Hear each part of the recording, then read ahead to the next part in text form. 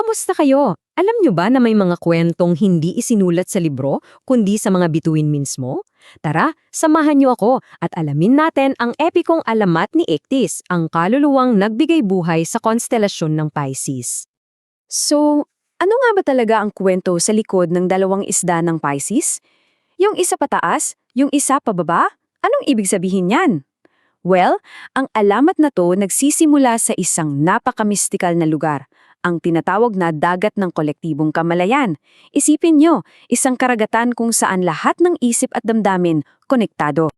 At dito nga sa kailaliman, makikilala natin ang ating bida, si Ichthys. Pero teka, hindi siya ordinaryong nilalang.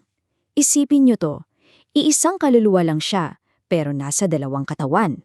Dalawang isda, magkasalungat yung direksyon, pero pinadiisa sila ng isang nagniningning na pilak na tali. Itong itsura nilang to, ito mismo yung, alam mo yun, yung eternal struggle. Yung isang isda, yung spirit, laging nakatingala, parang laging nangangarap, gustong abutin yung mga bituin. Tapos yung isa naman, yung matter, nakatingin sa baba, sa putik, sa realidad ng mundo. Sila yung perfect symbol ng laban sa loob natin, di ba? Yung pagitan ng mga pangarap natin at ng kung ano yung totoo. Tapos, isang araw, may nangyari. Binigyan sila ni Neptune, ang Diyos ng mga misteryo, ng isang napaka-espesyal at napakabigat na regalo. Tinawag niya itong puso ng lahat. At dahil dito, biglang naramdaman ni Ichthys ang lahat. As in, lahat.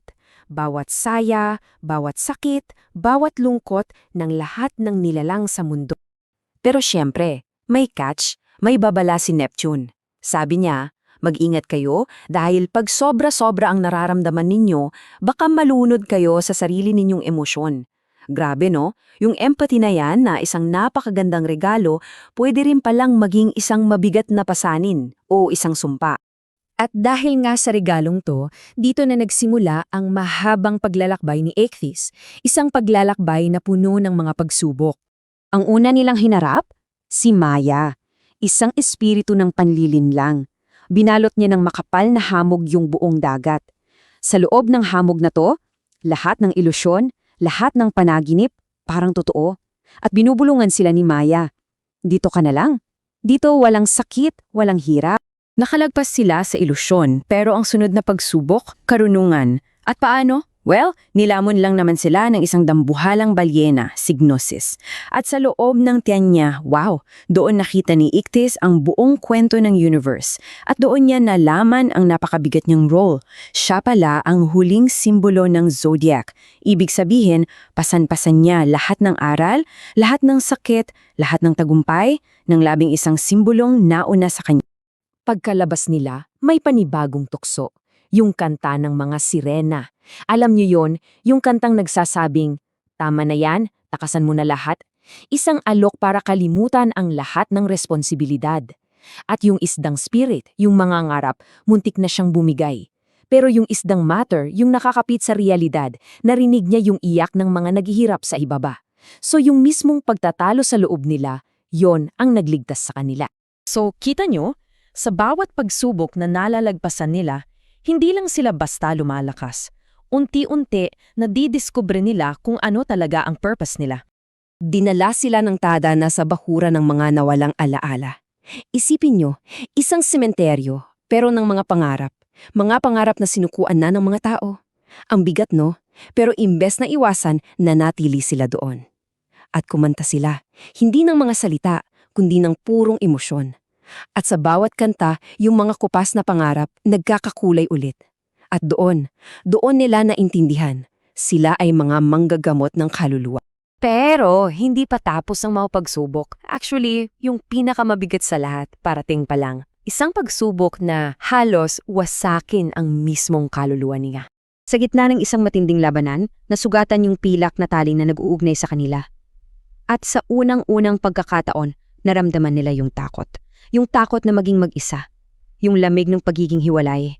Hanggang sa, naputol na nga. Tuluyan nang naputol yung tali. At yung dalawang bahagi ni Ichthys nagkahiwalay.